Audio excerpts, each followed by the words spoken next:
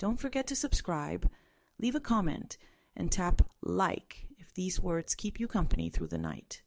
I still keep her key on a length of faded blue ribbon, tucked into the tea tin that once held rose hips and now smells faintly of iron and winter apples. The key is no bigger than my thumb's knuckle, brass worn to a soft, warm shine where a child's fingers worried it, turning it over and over, the way some children twist the corner of a blanket. When I lift the lid, the ribbon whispers against the tin, and I remember the sound the hallway clock made on the night she arrived. The steady, responsible tick that had comforted me since I was a girl, suddenly off by the smallest hesitation, as if the house itself held its breath. That night the mirror at the end of the upstairs hall threw my lamplight back at me, and I saw myself at two distances, the old woman I am now, bent and dust-colored, and the young one I was then, hair pinned too tightly, throat tight with the wanting to prove I could love what life laid in my arms. Even before I saw the girl, before I knew her name, I knew she would see through me, because the mirror did. It always did. Mirrors don't lie. They just refuse to give you what you ask for. They offer you what you bring. I wasn't yet 20 when I said yes to the child. It had been a season of saying yes to what was left behind. War-sour months filled with the clatter of trains and the smell of boiled starch and damp wool. The town emptied like a pocket, then turned out again to see what coins remained. At the parish hall, they lined the children along the blue-peeling wall rows of knees in too short stockings, the air sweet with carbolic and the bruised pear scent of overripe fruit left for the taking. I kept the books for the bread lot, counted blankets and needles, and I told myself I was useful. But the truth is, I was hiding from my father's clocks. He had been a watchmaker, my father more priest than tradesman, head bent, hands reverent, the language of gears and springs his gospel. Our house was a reliquary of ticking, different voices for different rooms, a French mantle with a silvered face that laughed in little triplets, a walnut lawn case like a stern uncle, a travel alarm that stuttered as if it was always late. He taught me to wind each one to the same hour on Sunday evenings, always at 8:45, always with the same caution. Never overwind. It's not that they break, he told me, pressing my fingers. It's that they lose their mercy. You will think me sentimental to begin with clocks and mirrors and keys, but it is how I remember by the things I touched and the sounds that kept me. The dark of the hallway as a cool shawl thrown over my shoulders, the lamp glass chiming when a draft slid under the door, potatoes singing in their skins, the smell of oiled wood when rain woke the roof. If I speak like this, it is because what happened cannot be told straight. It must be turned in hands like a key until the notches find their home. Her name was Mara. At least, that is what we called her. The paper pinned to her dress said Maria, written flat and uncompromising, as if even her vowels had been disciplined. She stood to the side of the others, not barefoot, but stocking-footed, left shoe carried in her hand by the strap, and that small absurdity undid me.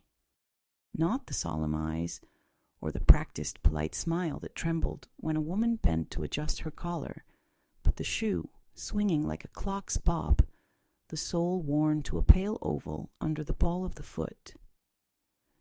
She looked at the shoe as if it were a complaint she couldn't answer.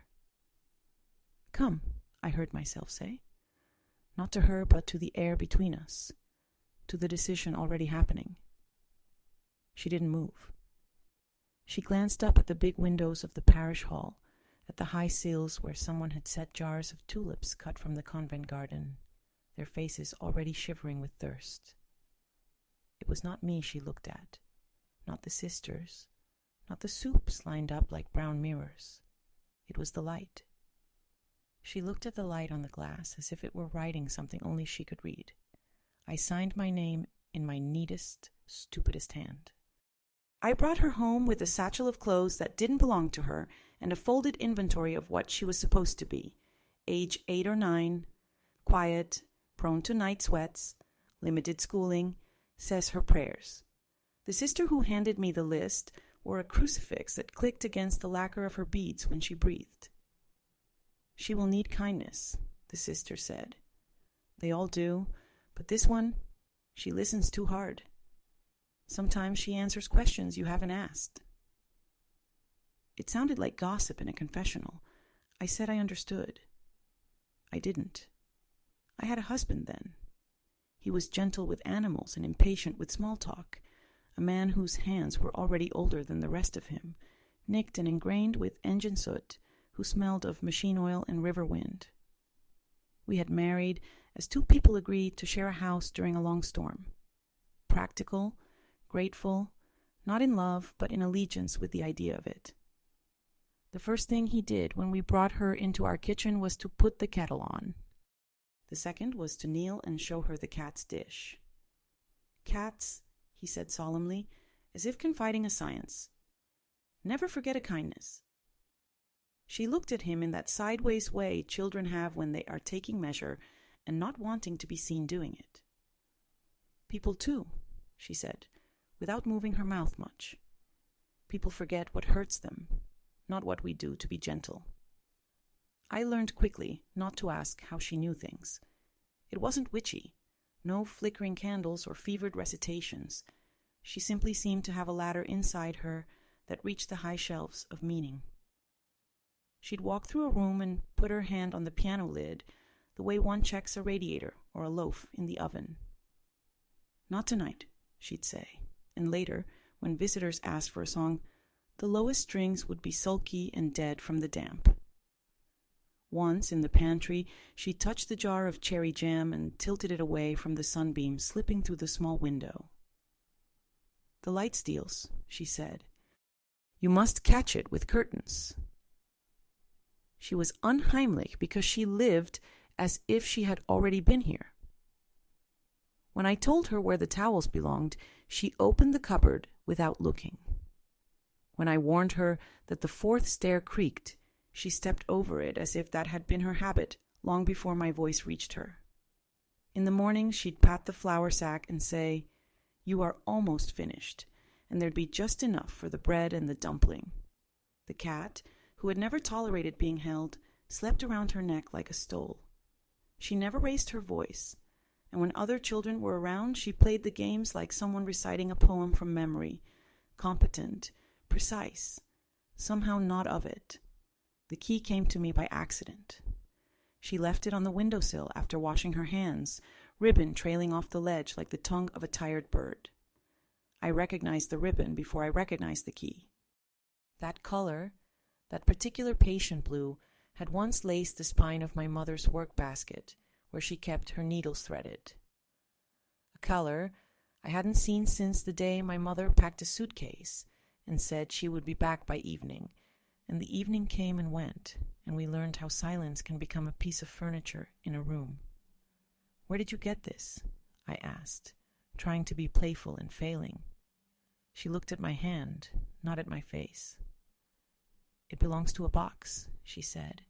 "I promise to keep it until it finds what it remembers." At night, the house became a map I could read without light. I would lie awake listening for the kettle's settling sigh, for the gutter speaking to the rain, for the clock on the stairs.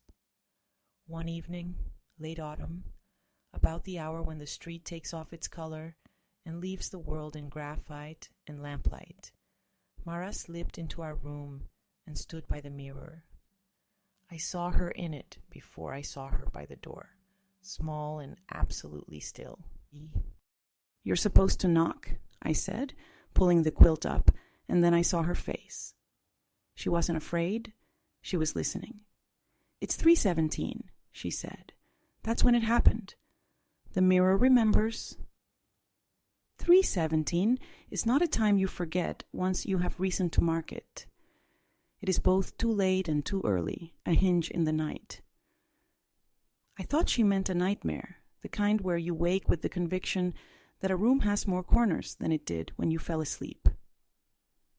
I rose and walked her back to her bed and smoothed the sheet, and, because I didn't know what else to do, I told her a story my mother had told me when my legs ached from growing. The story of the woman who left crumbs for the morning to find its way to her. When I kissed her forehead, she was hot as a loaf. "Don't be frightened," I whispered, and my voice sounded rehearsed. "The mirror can't hurt you. It only gives back what it sees." She was not frightened. She was making an inventory. I want to tell you about the smell of winter boots drying by the stove, the way the rubber singes and turns sweet. I want to tell you about her laugh the first time she tried gooseberries, sharp as a bell, a bright refusal that softened into surprise. Oh, there's sugar hiding in the thorn. These small things live longer than facts. Yet there were facts. On a gray Saturday, we took her to market and she reached for a skein of green wool and said, "My mother wore this color when she scrubbed the steps, and when she stood up, the water left crescents where her knees had been." She said it like you might say, "There will be frost tomorrow." When I asked what her mother's name was, she said, "The one she used, or the one they gave her?" And the world tilted a little, as if my father had overlain 2 gear trains that did not engage, each tooth refusing the other. I had always held myself together with rules. The house is only as calm as its corners. The cupboard is only as honest as its labels. The clock will keep the day from slipping if you wind it on time. I learned these things because my father believed in order as a kindness, and because when my mother left, the only power we had was in how we counted and how we folded. To live with Mara was to watch the seam between the made and the given open. She knew where I kept the spare linen without looking.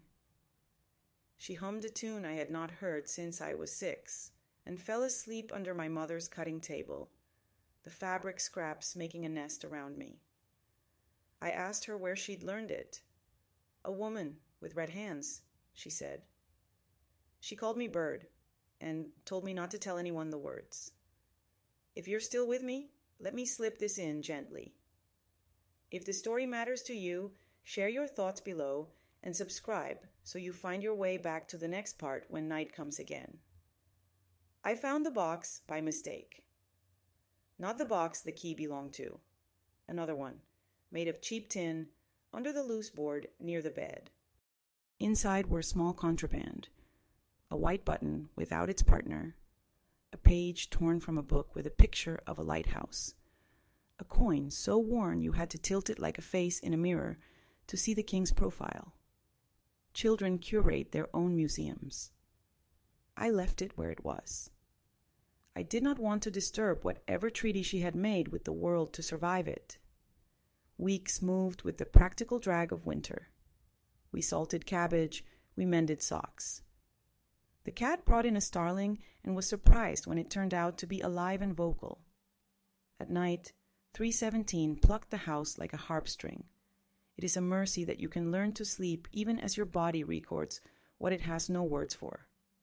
I woke one night to the sound of water falling, not the pipe's glug, but a thin bead running, and I went to the hallway and saw the mirror fogged over as if it were breathing.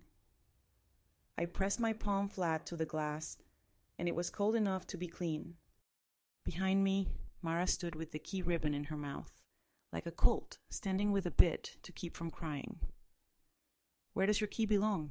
I asked, and she said, "In the dark," which is the only answer that won't betray something else. She opened her hand and showed me a hair, long and brown and not hers, curled like a question mark. "I found it in the crack," she said. "It smells like soap and smoke." I knew that smell. A room after a woman has left it. Sunshine bent through muslin. There are rooms that never forget who they held. I won't give you the whole of my childhood. Remember, no episodes. But I must say this. There was a room in our house where I was not allowed unless I was sent there on an errand. The far room off the back stair between the sewing room and the shuttered box room where we kept trunks of mothballed winter things. It had one small window that looked onto the alley, and it kept the chill even in summer, as if it stored winter like a wine. My mother's work lived there, a machine that clucked and sang, coils of thread on dowels, jars of buttons like boiled sweets. And also a trunk I was told not to ask about. My mother sometimes stood at the trunk as if waiting for it to speak. I never saw her open it. Once I pressed my ear to the lid and heard only the creak of the hinges, thinking about movement. After she left, the trunk disappeared. My father said nothing. He put a new lock on the workroom door and then never used the lock. That is how a man admits helplessness. He gives a thing a guard and then forgets its name. Mara led me to that room without asking. We went by the back stair so the cat wouldn't think we were going outside and begin his operatic protests. We could have been two sleepwalkers. 317 is a shoreline you must cross barefoot. The doorknob was cold, and the door, though I had oiled it just the week before, gave a soft keen when I opened it, as if it recognized me and wished I'd left it dreaming. The smell of the room, machine oil, old soap, the linen's dry sweetness, and something like a damp cellar that had risen into the light and didn't yet know the weather. Mara went to the window and laid her cheek against the glass. "It listens from here," she said, and then she turned her face to the wall, to the place where the paper lifted a little, and she pressed her fingers there as if testing the bread's crumb. "Behind," she murmured, the way you might tell someone a secret in a pew. I saw the seam then, so small it would have hidden from anyone who wasn't primed to see it, the wall's thin betrayal along the frame where a section had once been opened and closed again. The key in her hand did not belong to the workroom. It was too slight, too pretty, a key for a keepsake, not a door. But the hole was there, the size of a fingertip, in the molding at ankle height, a place I dusted 100 times without asking why the wood took on such a smoothness there. I was not brave. Or I was only brave in the way you can be when no one else is watching, and you have always been the one who takes bread out of the oven without burning yourself. I kneeled and pushed the ribbon key into the shallow bore. The metal kissed the wood. Something caught. It did not open. Of course not. We both stepped back, as if a breath had moved between us that did not belong to either of us. "It's not for here," Mara said, not disappointed, only reporting. "It's to tell you where to look."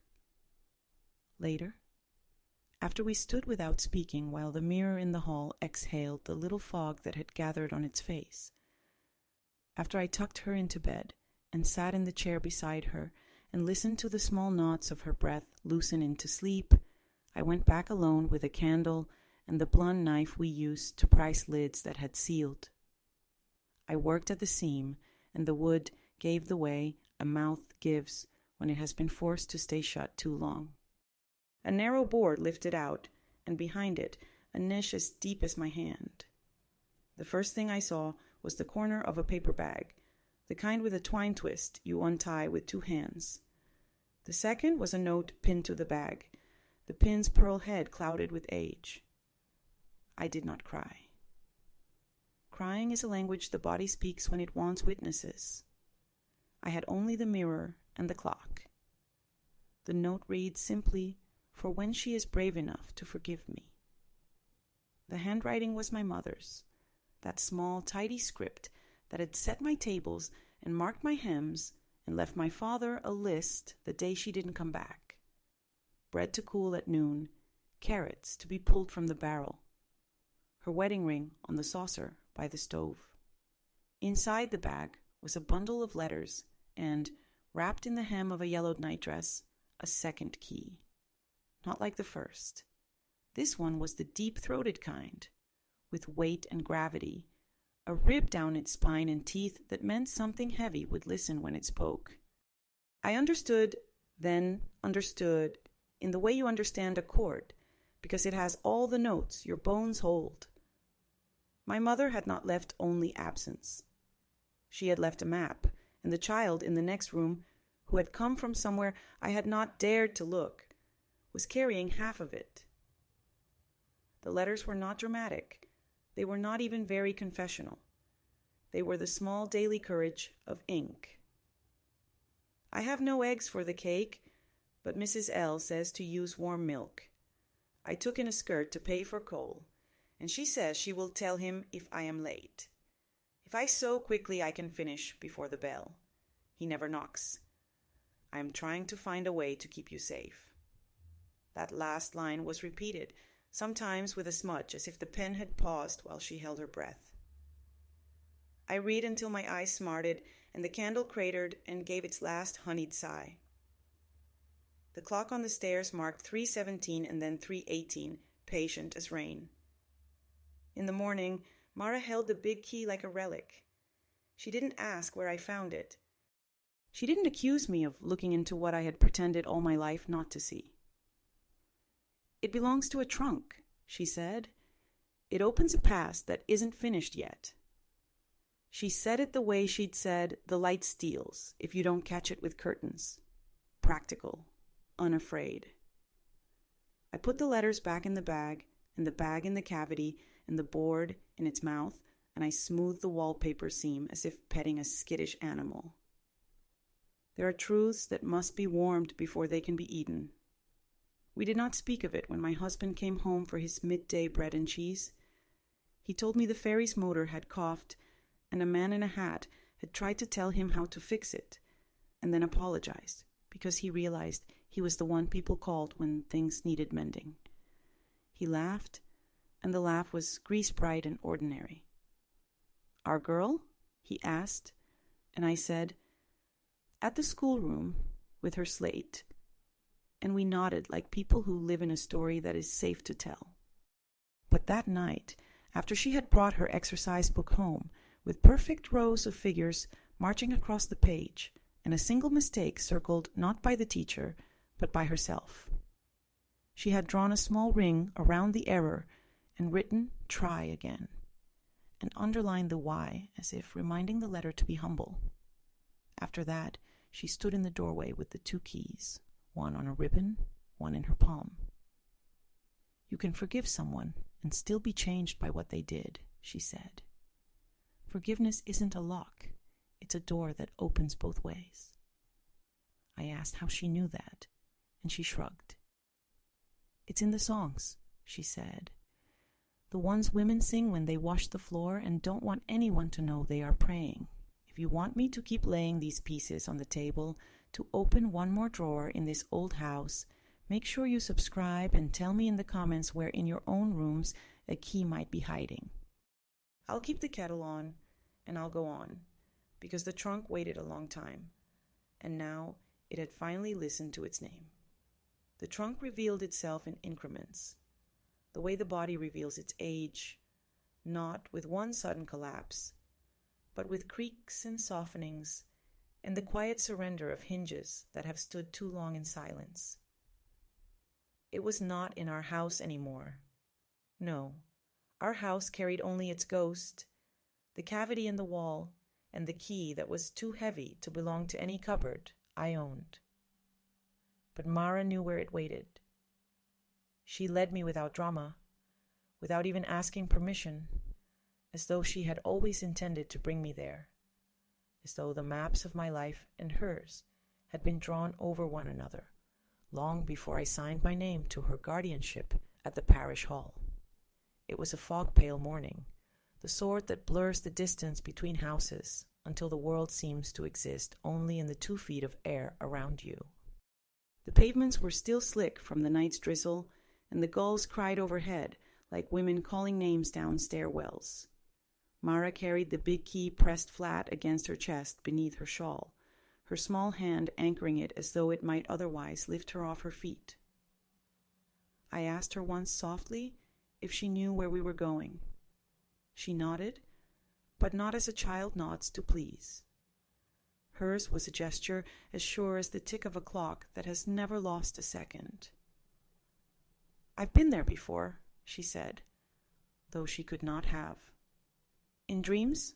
she added, to soften my stare.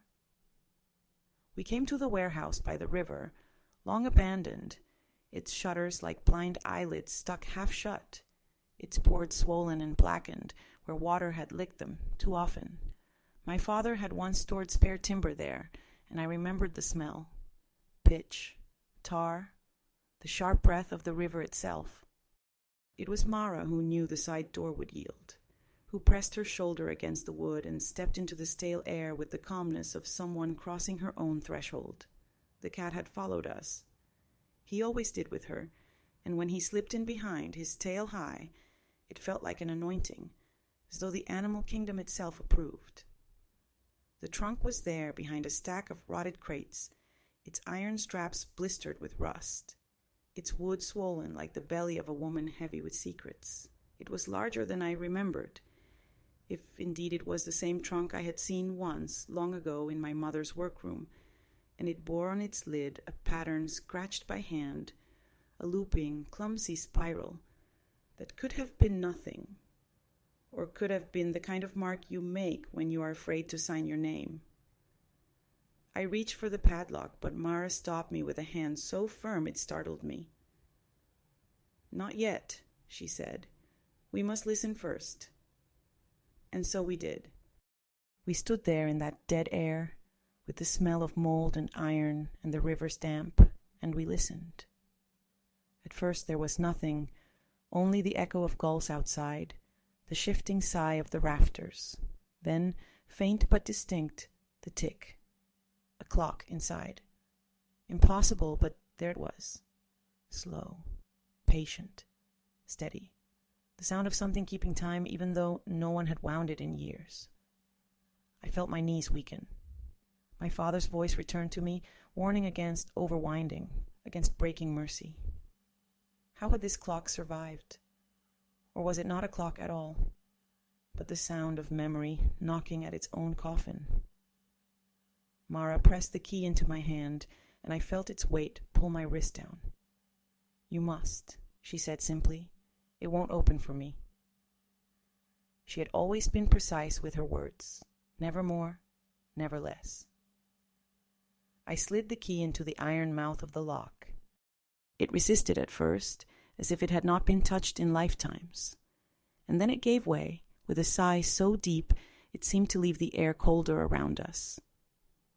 The lid groaned when I lifted it, and dust rose in a thin, choking veil, the taste of ashes on my tongue. Inside, not clothes, not keepsakes. Papers, bundles of them, tied with string so thin it had eaten into the pages. A pair of spectacles with one lens cracked like a spider web. A rosary with the cross missing.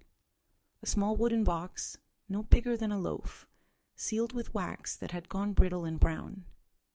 And beneath it all, wrapped in linen yellow to the color of old teeth, another mirror.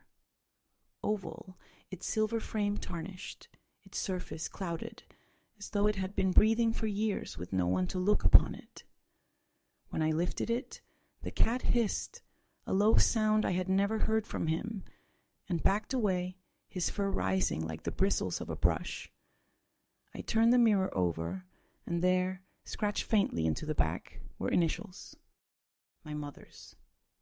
Not the name she had signed on the parish rolls or on the market lists, but the name she had whispered only when she thought no one listened, the one from before she became wife, before she became someone else's possession. My throat closed. Mara reached for the mirror with both hands, and for the first time since she came into my house, she looked frightened. "It remembers too much," she whispered. "Don't let it see you yet." But I had already seen myself in its fogged face, distorted, blurred, as though the glass had not forgotten the last woman who looked into it, and was trying to press her image over mine. For a moment, I thought I saw her eyes, my mother's, staring back. Not in memory, but alive, accusatory, pleading. The second key, the one from the wall cavity, grew hot in my pocket, burning against my thigh as if reminding me it still had work to do. I dropped the mirror back into the linen and pulled the cloth closed. We carried everything home. We did not speak as we walked. The fog had thickened, muffling even our footsteps, and it felt as though the world had narrowed to just us, the trunk's secrets dragging behind like a shadow. At the house, my husband looked up from his place by the fire, startled at the sight of the bundle in my arms. "Where have you been?" he asked, but his voice was wary, as though he already sensed the answer was not one he would want. Mara, without hesitation, said, "We found what was left for us." He blinked at her, confused, but said nothing more. That night, long after the lamps were dimmed and the cat had coiled himself in his usual corner, Mara came to me with the smaller wooden box from the trunk. She had managed to break the wax with a hairpin. Inside lay a lock of hair, tied with the same patient blue ribbon as the key she had first carried. The hair was dark, streaked with silver, brittle with age. She laid it in my palm as reverently as if it were a relic. "This is why I came to you," she said, and her voice trembled for the first time. "Because the blood remembers what the paper tried to forget." I asked her what she meant, though already my heart knew. She only looked at me with those two old eyes and said, "You are not only my guardian, you are my kin. If you are still listening, still walking these shadowed corridors with me, pause just a moment, leave a thought behind, a word, a mark, so I know I'm not alone in the telling. Subscribe if you wish to follow me deeper, because the road does not end here, and I have only just begun to open what was locked away." The next day, when the church bells rang for morning prayers, I did not go. I sat at the table with the letters from the trunk, spread them out like cards, and felt the weight of 2 generations pressing down. My mother's script, trembling in places, steady in others. Lines that hinted at bargains struck in silence, at debts paid not in coins, but in flesh and trust betrayed. And scattered among them, names, some I recognized, neighbors, cousins, men who had passed through our street with hats tipped politely. Others I did not know. But Mara leaned over the pages and traced them with her finger, mouthing each as though tasting an old wound. "I have heard them all," she said. "In dreams, in the walls. They thought no one would keep count, but I did." And I understood then, with a chill like winter water poured down my back, that she had not been placed in my care by accident. She had come carrying the memory I had refused to bear, the one my mother had hidden in the trunk, the one I had trained myself not to see in the mirror's reproach. Mara was not merely a child to feed and clothe. She was the vessel of what had been done, and the proof that some secrets insist on surviving in flesh, in bone, in the eyes of a girl who listens too hard. I closed the letters, bound them again with their fraying string, and set my hands flat on the table. The clock in the hall marked 3:17. Always 3:17. A time that was not just a time, but a wound that opened nightly, demanding to be acknowledged. Mara looked at me with her small, serious face and said, "Now you must choose. Do we bury it again, or do we let it speak?" And in that moment I knew. Silence is also a kind of inheritance, one I could no longer afford to pass down. Counterweight of a clock that refuses to give its seconds away. I swallowed and felt how narrow the throat can be when truth is asked to pass. Mara waited without impatience, her eyes making of my face a page she refused to read aloud. Outside, the fog lifted and laid itself along the river like a shawl. The cat, who had been sleeping in his corner, opened one eye and closed it again, as if to say that whatever we decided would not change the warmth of his chosen spot. "I will let it speak," I said at last, and the words startled me by how plain they sounded. Not noble, not grand, just a practical choice, like deciding to bake 2 loaves instead of 1 because you can smell that neighbors will knock. I felt tired and newly awake at once, as if the house had creaked and settled into a truer shape. We began, not with proclamations, but with sweeping. That morning I opened the workroom door and propped it with a wedge, so it would stop keening when I passed through. I put the letters from the trunk into a wooden tray my father had used for small screws, and I laid a cloth over them to keep dust and daylight from stealing what was not theirs. Mara sharpened a pencil with the small knife she carried in her apron. The blade was more nick than metal, but it did its work, and I brought out 2 slates from the cupboard, relics from the days when I had believed learning could be contained by a rectangle and measured in chalk dust. We made a ledger of our own that day, not for debts or for markets, but for what had been said and unsaid. We wrote down the time, always 3:17. We wrote down names from the letters, leaving a blank line after each, as if making space for a truth to come home. We noted smells, soap, smoke, damp wool, and sounds boots on stairs, the soft apology of a door breathing open. We were careful with our words. Words can bruise, words can save. We wrote only what we could keep in our mouths without spitting. In the second bundle of letters, tied with a ribbon that had turned the color of tobacco, I found pages not in my mother's hand. The script was broader, more confident, a man's writing that wanted to seem tidy but could not help its little flourishes. At first I did not want to read them. The paper felt contaminated with insistence, but I had said I would let it speak. I read. He thanked my mother for her skill with the hemming on his wife's dress, and in the next breath asked her to come after hours when the shop would be quiet.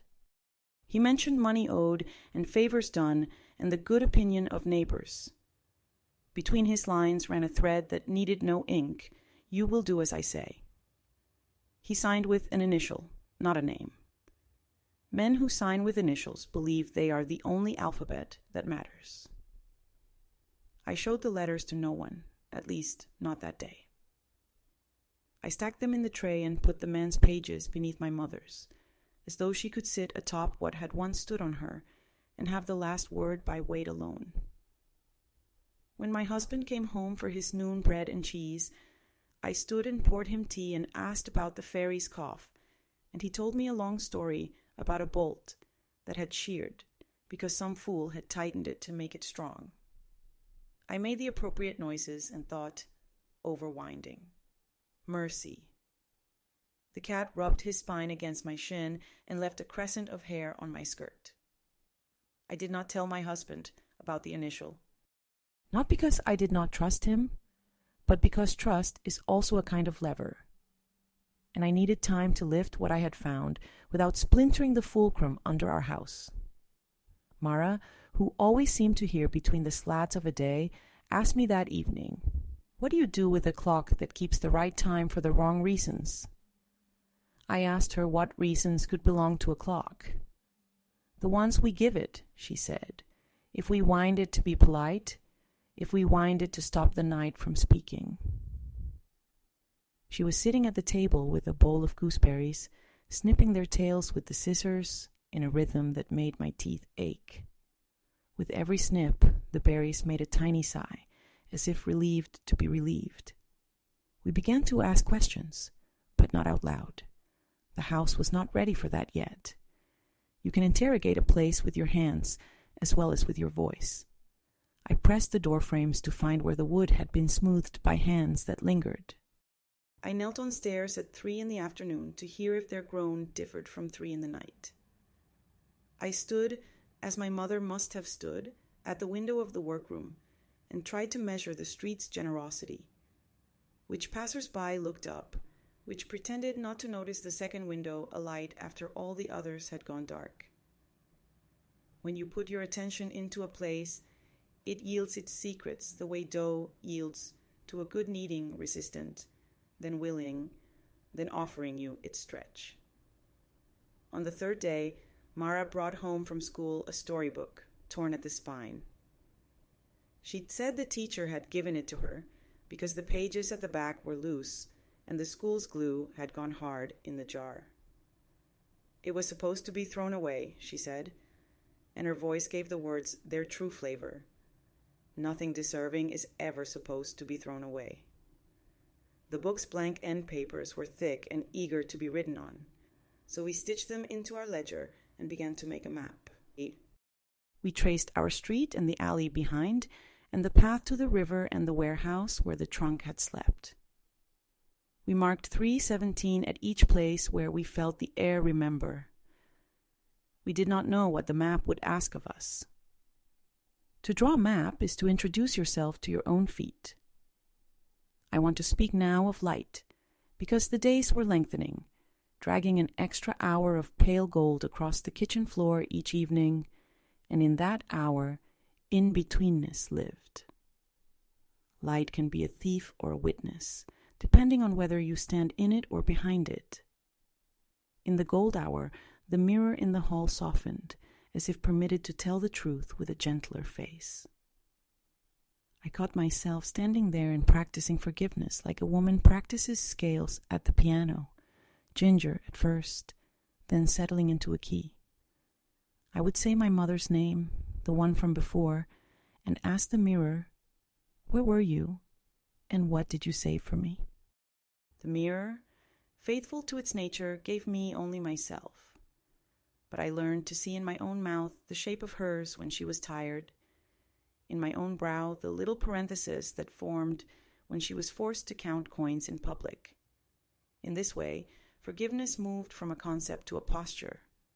I found that I could hold my body without accusation.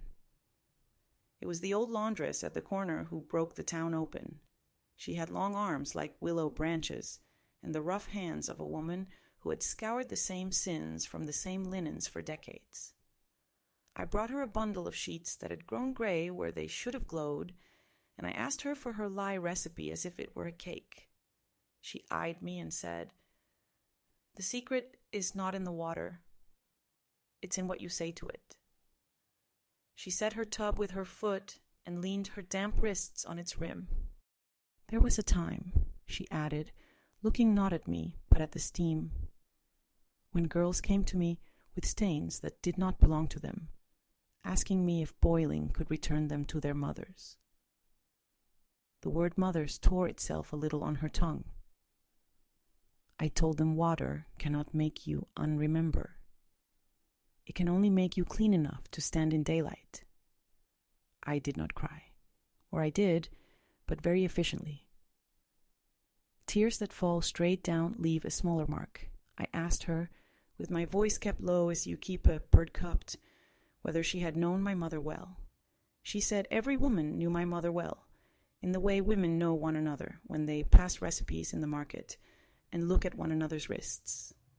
"Your mother taught me to turn the sheets so the seam does not cut the hand when you wring," she said, and smiled without any teeth.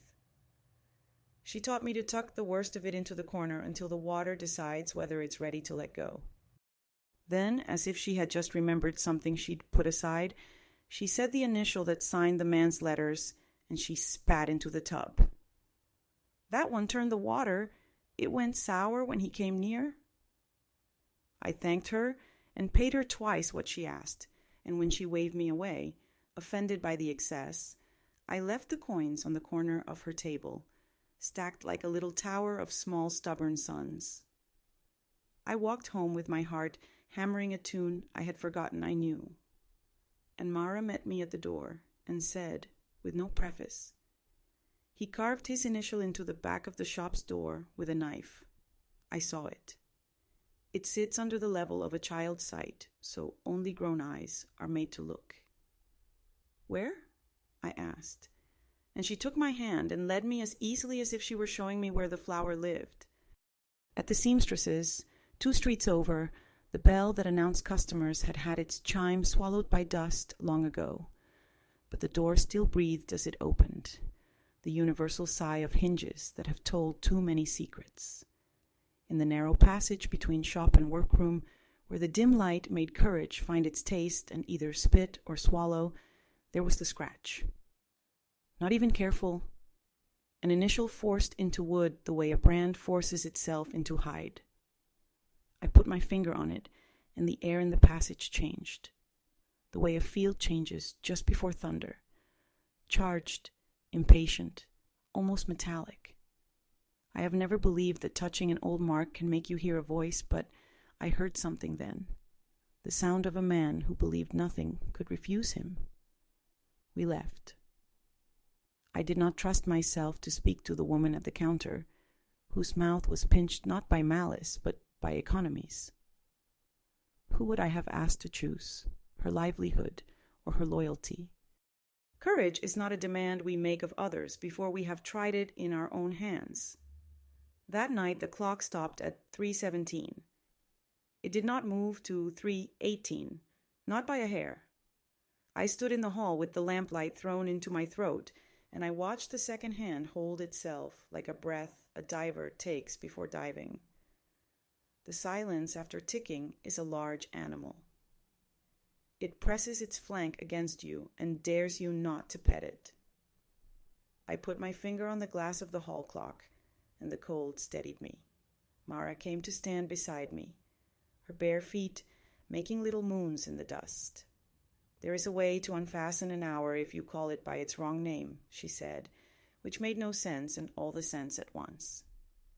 "We have been calling it by his hour. We must give it back to us." "How?" I asked. "By doing something at 3:17 that belongs to us." She said it without drama. There is a holiness in plainness. "We will eat," she added with a small smile. "We will eat something that takes the light a long time to forgive." So we peeled onions. We stood barefoot on the kitchen tiles and peeled onions at 3:17 in the morning, and we wept because onions ask that of you before they let themselves be sweet. The window sweated. The cat sat on the chair with his tail wrapped neatly around his paws and blinked whenever a peel landed on his kingdom. We made soup slow, brown, honest, the kind that tells your bones you have not been forgotten. When the steam rose, the clock's second hand gave a tiny twitch and moved. It walked itself to 3:18 with the humility of a penitent who has realized he was never the center of the prayer. I ladled the soup into 2 bowls, and we ate standing up, spoons clinking softly, and I felt in my mouth the taste of a small victory that did not require anyone's humiliation to be real. We were not done. On the following days, we made 3:17 hours again and again. We hung laundry at that hour so the cloth would remember air, not fear. We wound the clocks then, one at a time, as if we were telling them a story. We polished the hall mirror at 3:17 with a rag dipped in water, warmed with the breath of a candle. I feared the mirror might keep only the man's shape and refuse mine, but as I rubbed the glass in patient circles, I saw, not his face, but the faintest outline of a woman's shoulder, the droop of a dress strap, the curve of a hand as it lifted to tuck a curl behind an ear. I recognized the ear. It was my mother's. It was mine. The glass did not speak, but I understood. You can reseason even a pan that has burned if you heat it and oil it and are willing to wait. If this slow undoing keeps you with me, if you find in these small rituals a courage you can borrow, whisper a word in the comments and subscribe. I will keep the lamp in the window trimmed, and you will find your way back when the night asks you where you have been. The day came when we could not keep it in the house any longer. The house had done its part. It had cradled and kept and offered us its corners. But the story needed other lungs. We took our ledger and our map and the letters tied with tobacco ribbon, and we went to the laundress first. She was stirring her tub with a stick that looked very much like a staff you might carry when crossing a mountain pass. "I know why you've come," she said, without looking up. "The water told me when it refused to boil on time."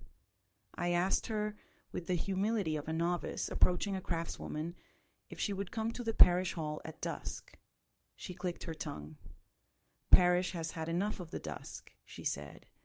Make it noon, where God can see what his priests see but do not say. We chose noon. We told no one there would be names. We told no one there would be letters. We said only there would be linens to mend, and a pot to share, and news of work for the winter. It is remarkable how much of a town will come when you promise work and soup. The room filled with the restless chafe of shawls and skirts, and boys who were told to sit and did not. Light from the high windows fell in stripes on the scuffed floor, and dust swam through it like tiny shocked fish. The parish clock, self-righteous, proud of its public faithfulness, marked 12, and we began. I did not say, I accuse. I did not say, shame. I said, my mother wrote letters, and I found them. I said, they told me how to forgive because they were brave enough to say what had been done when no one would listen. I laid them on the table and invited hands to touch them, to recognize the slope of a capital, the habit of a certain abbreviation. Women came forward like people approaching a relic, hands hovering first, then daring. I read one line aloud, then another. I watched faces do calculations. I watched a girl look at her grandmother as if the older woman had suddenly turned into a map, and the girl had recognized, at last, where the river had taken its first bend. Someone said the initial. Not me. Someone else said the name it belonged to. It was not only one man. It never is. The initial had cousins, and they all believed that initialing a thing and helping at harvest and tipping their hats was enough to make their hands invisible. A murmur turned into a sound, larger than voices. Cloth breathed, wood remembered. The room adjusted itself to a new weight. One of the priests tried to object, but he was only a young man with thin wrists and a pink mouth, and even he knew this was not his hour. I had brought the mirror, wrapped and strapped to my back like a pilgrim's burden. I set it upright against the table and pulled off the cloth. Gasps are a kind of weather. The mirror did its work. It gave back what stood before it. But we had polished it with onion steam and candle breath, and what it gave back was softer, more human. Women stood before it and said their names. Some said their mothers' names. One lifted her blouse enough to show the scar at her ribs where a stitch had been clumsy and needed to be picked out and done again by lamplight. We did not take notes. We were beyond ink. We stood in the presence of a truth that wanted a body, and it had found ours.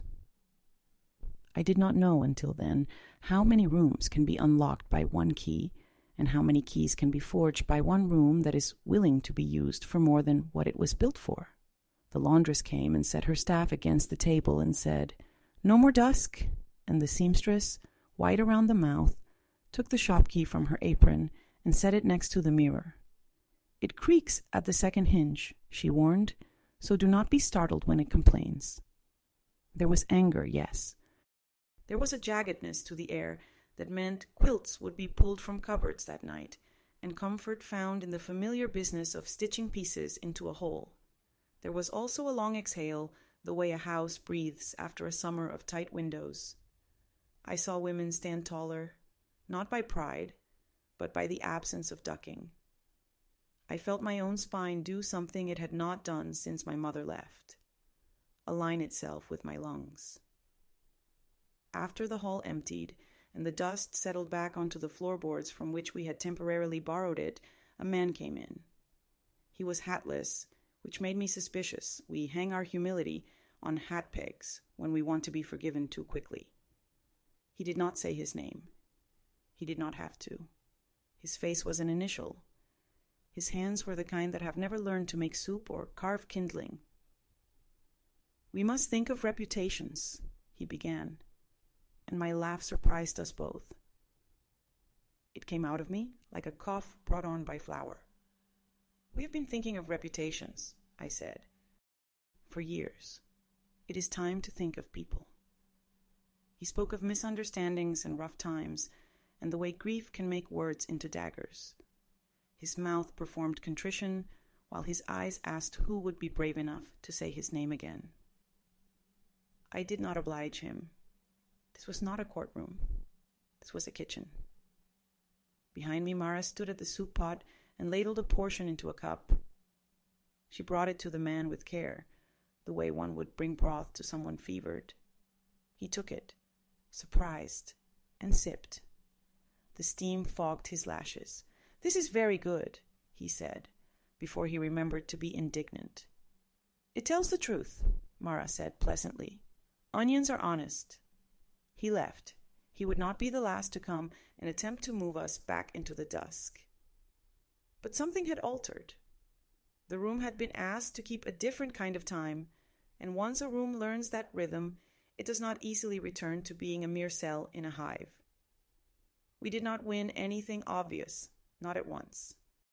There were no arrests, no notices nailed to doors, no public ceremonies of absolution. But there were changes. Some men altered their routes at night because the streets themselves felt watchful. Some doors were fitted with bells that would announce a visitor whether he wished to be announced or not. A baker began to send home day-old loaves with certain girls so their mothers would have a reason to say no to an invitation to stay late. Someone put a padlock on the seamstress's back door, not because locks make virtue, but because the hand reaching for a lock has to admit itself. In the workroom at home, we took the trunk's mirror from its linen and hung it beside the hall glass. At first, I worried the two would quarrel, so many memories forced to share a wall. But they made peace as in-laws do when they realize they are necessary to the same child's happiness. At 3:17, both mirrors stood with us and took our faces without complaint, and I felt, in that hour, less like a person and more like a witness, bearing a small candle that refused to gutter. And the key? The brass one on the patient blue ribbon, the one that had fit no lock, but had taught our hands where to look. Mara wore it some days like a locket. Other days she tucked it into the tea tin where I had first hidden it, its weight a reminder that not every key must open. Some are meant to be held, turned over, memorized by the oil of a palm so that when a lock does present itself, your hand knows how to greet it without greed. There is a tenderness, too, that arrived once the fury quieted, a tenderness that is almost embarrassing to speak of, because it requires you to admit what you needed and did not ask for. I found myself humming in the mornings, the tune my mother had hummed when she taught me to turn the seam without puckering. I found that I could say her name aloud at the sink and not fear that the mirror would punish me with her absence. I found most of all that when Mara put her small, capable hand in mine on the way to market, I did not worry that I would spoil her by holding on too tightly.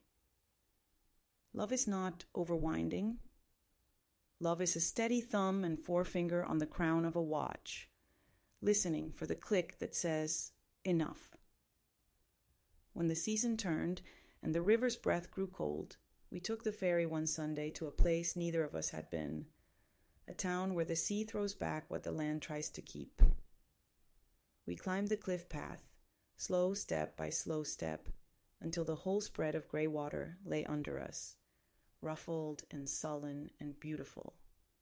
Mara stood at the edge and lifted the ribboned key so it flashed once, one small sun ringing like a bell against the autumn light. "What do you see?" I asked, and she said, "A door we will never need to open, because we have learned to build rooms." On the way home, the ferry coughed only once, and my husband grinned at the engine as if he'd told a joke it had finally understood. He put his arm around my shoulders in a way that asked for nothing, not even thanks, and I leaned into him, because leaning can be a way to say, I remember who we are when the wind is louder than our names. That night, at 3:17, I woke to the particular silence that comes when a house decides to test whether you trust it. I lay there and listened to the light take off its shoes and creep across the floor. I thought of the laundress and her staff, and of the seamstress's key on the parish table, and of the way women's hands carry a city the way ants carry a feast. I thought of my mother, of her initials scratched into the back of a mirror she could not be sure I would ever see.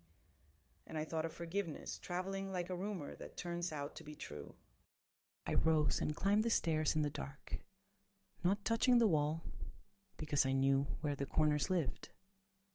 At the workroom door, I paused, and in the faint morning that had not yet decided to call itself morning, I saw my reflection in the two mirrors, hanging like twin moons.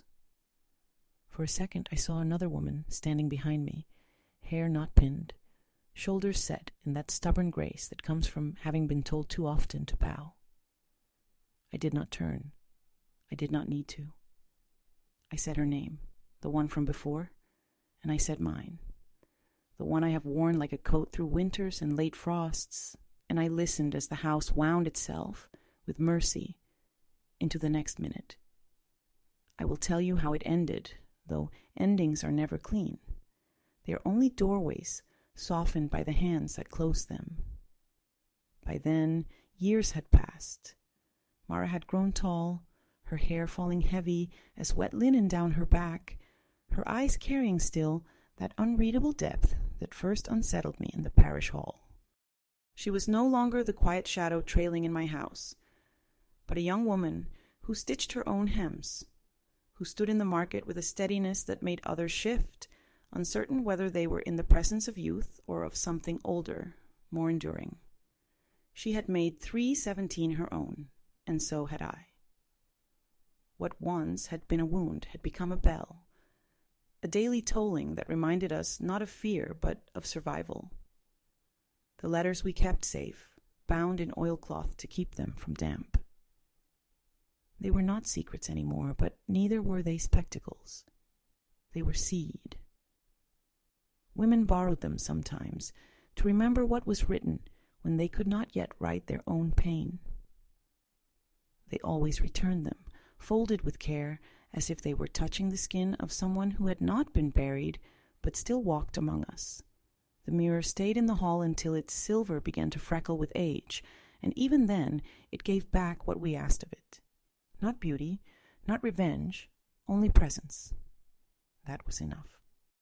My husband, steady as the river's current, grew quieter as the years thickened around us. His hands, already old when I met him, became more knot than finger, but he never let go of his habit of setting the kettle on for her first, and only then for himself. He did not ask for explanations. Perhaps he knew that explanations make brittle what could otherwise remain whole.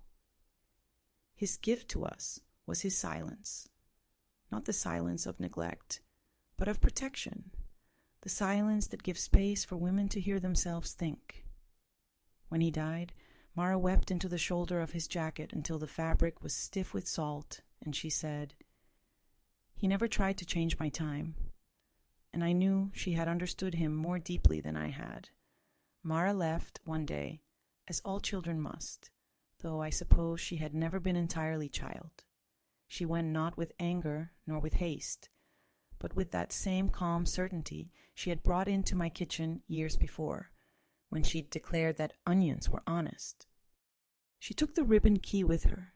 She said she might never find the lock, but it belonged with her breath now, not with mine. I let her. My hand shook when I pressed it into hers, not from fear, but from the strangeness of loosening. I asked her if she would return, and she looked at me as if the question was too small. "I will always be where the hour breaks," she said. 317 is not only yours. And she kissed my cheek and was gone. I grew older in the house, slower in my movements, but lighter in my bones. I still kept the trunk's mirror, though I covered it most days to save it from dust. Sometimes, when I polished its tarnished frame, I swore I saw not my mother, not even Mara, but a line of women further back, each carrying their own ribbon, their own key. They did not accuse me. They did not praise me. They only stood, patient, as if to say, we endured, and now you have, and the story continues where you leave it. And now I sit here, telling you this, with the kettle sighing once more, and the hall clock breathing its steady tick. The second hand makes its faithful arc, and when it leans toward 3:17, I do not flinch. I know it is not an hour of terror anymore. It is the seam where the cloth of night and day is stitched together, where forgiveness threads itself through grief, where the key does not open a door but teaches the hand how to hold. If you have listened this far, if you have walked with me through fog and dust and mirrors, do not let it stay only here. Speak it aloud or hold it close, but carry it forward so it does not vanish. Leave me a word so I know I was not telling this into an empty room. And if you wish to walk with me again, subscribe. Return when the bell tolls, and keep a place at your table for stories that wait in silence until we dare to call them by their name. That is all. My voice is thin, but the hour moves on, and the house exhales, and I am no longer afraid of the sound.